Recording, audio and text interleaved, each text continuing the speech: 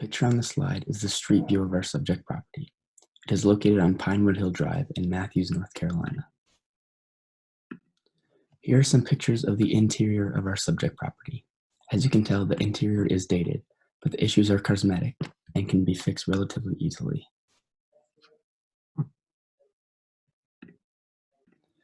$311,727.85. This is the final appraised value that our group came up with based on the sales comparison approach, the cost approach, and the income method. This page contains the property specifications of our subject home. Some highlights of this page include the 2,879 square feet of our home, the 0.41 acres of our lot size, and the location in Matthews, North Carolina, which is a suburb of Charlotte, North Carolina. This chart contains the distance to landmarks from our subject property. Some highlights of this chart includes the 12-mile distance between our house and uptown Charlotte. And the distance between our subject house and the local public school is an average of 1.3 miles.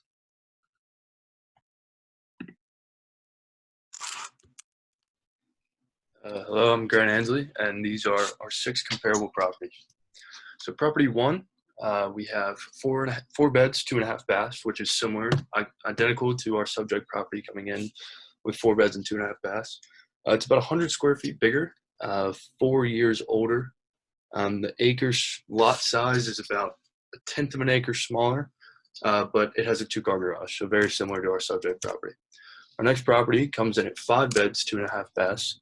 So 1 extra bedroom, same number of baths. It's slightly smaller by about 300 square feet, with again an acre size of about 0.05 smaller than our subject. It was built a year later, so about the same number of time, and again has a 2-car garage. Our third property comes in at 4 beds, 2.5 baths, which is the same as our subject property. It's 5 years newer, but a pretty substantial size difference in the lot. With our subject property being at 0.41 acres, and this one coming in at 0.26. There's some drawback to that. But again, it has a 2-car garage. It's almost identical in square footage, so it's very comparable. Our fourth property comes in again at 4 beds, 2.5 baths. Larger in square footage by about 500 square feet, and is also a newer property, 6 years newer than our subject property. The acre size is a little bit smaller, about 1/10 of an acre. And a benefit to this one, of course, is the 4-car garage versus the 2-car garage. Our fifth property comes in again at 4 beds, 2.5 baths. It's about 400 square feet smaller than our subject property, but built in the same year. The acre lot size is almost identical at 0.39 acres and has a 2-car garage, so very similar. Our sixth and final comparable property has 4 beds, 2.5 baths. It's much larger in square footage size, coming in at 3,131 square feet. It is older than our subject property by 5 years, but the acre lot size is slightly larger, 0.05 acres larger, but also has a 2-car garage. So that is the end of our comparable properties. You saw the differences and similarities between why we chose these to compare to our subject property. So thank you. Hi, my name is Cody Van, and I'm going to be handling the sales comparison approach. So here we have our basic statistics. You can see some stats for all of our comparables in our subject property here, along with some amenities. If I was going to add anything to this, it would probably be economic factors such as depreciation, interest rates, and inflation just to get a more accurate sales price. Here we have the sales comparison grid. You can see the subject comparables and each of their individual stats. Added was if the properties had granite kitchen countertops or if they had a newly renovated kitchen. Newly renovated kitchen was added mainly because the only one to have that was comparable to, and its sales price was so much higher than the others. This probably has a lot to do with it. You can also see the adjustments made and how much for each.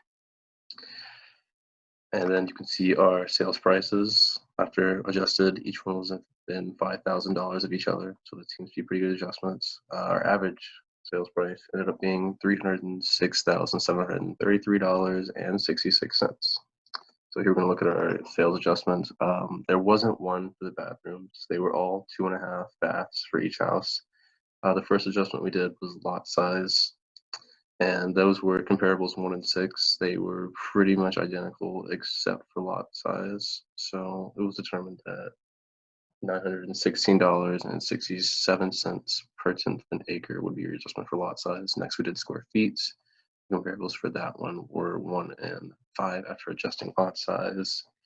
Then we had garage spaces, which there was only one comparable, which was 4, that had more garage spaces than all the other ones. I had 4 spaces compared to all the other ones having 2. Then the new kitchen was the next adjustable. That was between comparable 2 and 3 after adjusting. And this ended up being $49,852.61 for a newly renovated kitchen in comparable 2. Next was the granite countertops, which ended up being $4,500 for a granite countertop. This was based off Fixer.com, which is a price estimation website for kitchen countertops. Last adjustment was bedrooms. That ended up being between 3 and 4. There were only 2 comparables, 2 and 3, that had an extra bedroom. So it ended up being this much for our bedrooms. And next, we're going to take a look at the cost approach. My name is Ryan Martindale, and I'm going to be talking about the cost approach and the 2 income approaches. For the cost approach, we came to an indicated value of $324,425. We first started with the replication cost which was estimated on costtobuild.net, and then we subtracted the depreciation, which we depreciated our home straight line to 0 using an 80-year life. This website estimates that the lifespan of a house is 70 to 100 years, so we used a somewhat conservative approach in 80 years. Then on the Mecklenburg County Property Record Search, we found the value of our site to be worth $70,000, which is a 2019 estimate. This is a chart showing our estimates of the costtobuild.net calculator using the different features that we inputted for our home. And it was pretty hard to estimate some of the features given that we can't actually see the property and we don't know how big some of the rooms are, or how big the deck is. So this is definitely a rough estimate. So that's something to consider going forward, and that's something that we did consider going forward. Next is our income approach. We came to a price estimate of $303,174.60 using this approach. And we use different assumptions, which I will talk about next in the next slide, and how we came up with each assumption. For our assumptions, we used a monthly rent of $1,800, which is found on Zillow, which could be also higher or lower, and we estimated the average vacancy cost of $500 a year, which we found to be average for most residential properties.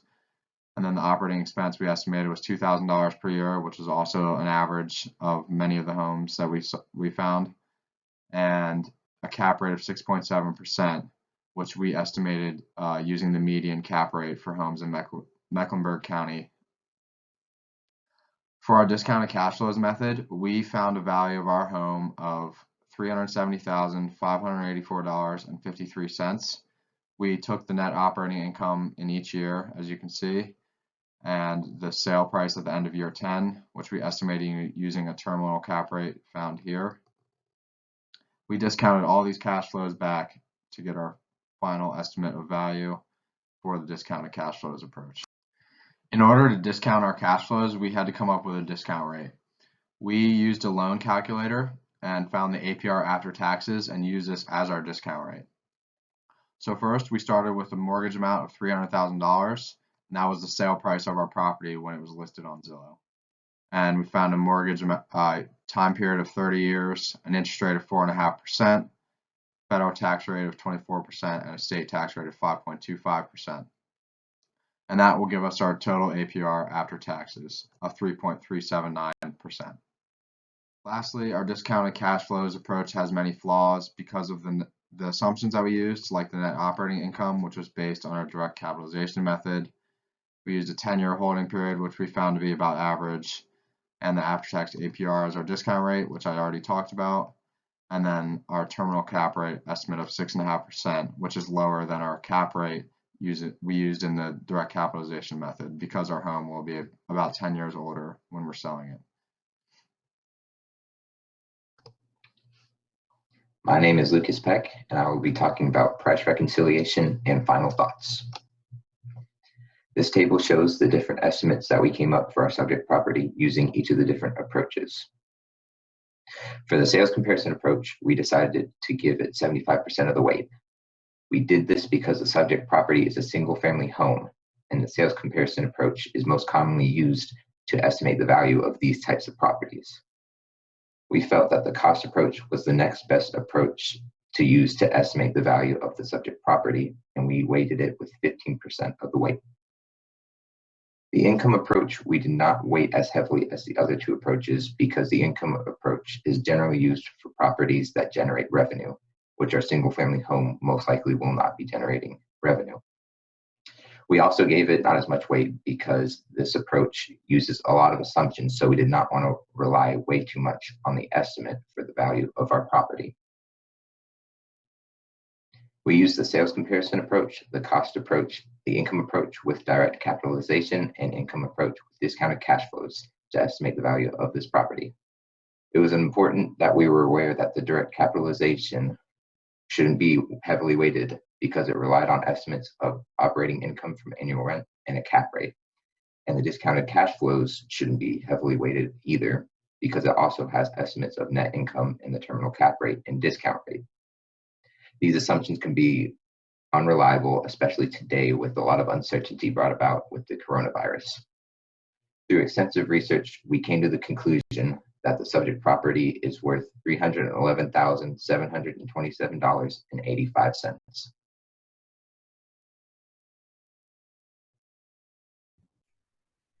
My name is Khalil Harris, and I will be talking about the COVID-19 impact. So I'm going to start off with the financial crisis, talk about that a little bit. So it was triggered by the U.S. housing bubble bursting, and this was caused by deregulation in the financial industry, which allowed banks to engage in hedge fund trading. And to make a profit, all these banks demanded more mortgages. So they started making mortgages more affordable for subprime lenders who couldn't afford to actually pay it back. And as a result of this activity, the stock market fell over 50% and homes foreclosed reached an all-time high. So like 1 in 45 people were in default of their house loans. Large companies were failing and needed bailouts, and unemployment rose to about 10%. And going to today with COVID-19, a little bit of the similarities are kind of the stock market crashing earlier this year. Unemployment is beginning to rise as more than 10 million people in America have filed for unemployment. But there are a lot of differences. So the differences between 2008 and right now is that 2008 was kind of more predictable. As with COVID-19, we're dealing with a lot of uncertainty. We don't really know which direction this will head. Major companies won't fail this time as they did in 2008 because of the measures that were taken because of what happened in 2008.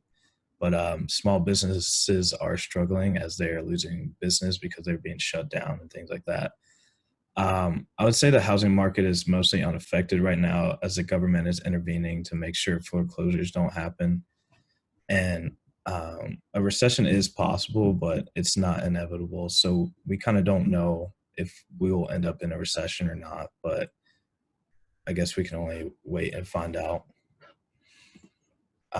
Some current solutions that we've put in place to kind of deal with the coronavirus situation is that Trump signed an $8 billion emergency spending package with $3 billion going towards vaccine research and a $2 trillion relief bill that would pay $1,200 to families that make under $75,000.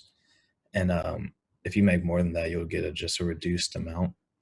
The Fed has pumped like $1 trillion into financial systems to ease nerves while also dropping interest rates to near zero. And then mortgage companies are not foreclosing homes at the moment. They're giving people an opportunity to come up with ways to be able to pay the amount later on or pay like a little amount at a time as they go. Local markets. So our subject property was actually taken off the market as Zillow has currently put a pause on all home purchasing. So our property is close to Charlotte, which has a stay-at-home order. So this is making it pretty much impossible for people to go out and buy homes, which might be bringing the value of the home down. So this is probably why it was taken off the market. But if you're looking at some of the positives, this is a great opportunity to refinance your homes with interest rates as low as they are right now. And kind of the conclusion and the takeaway from all this is that hopefully things go back to normal soon, but there's no clear answer to where things are going to head. There's a lot of speculation right now, so we just have to wait and see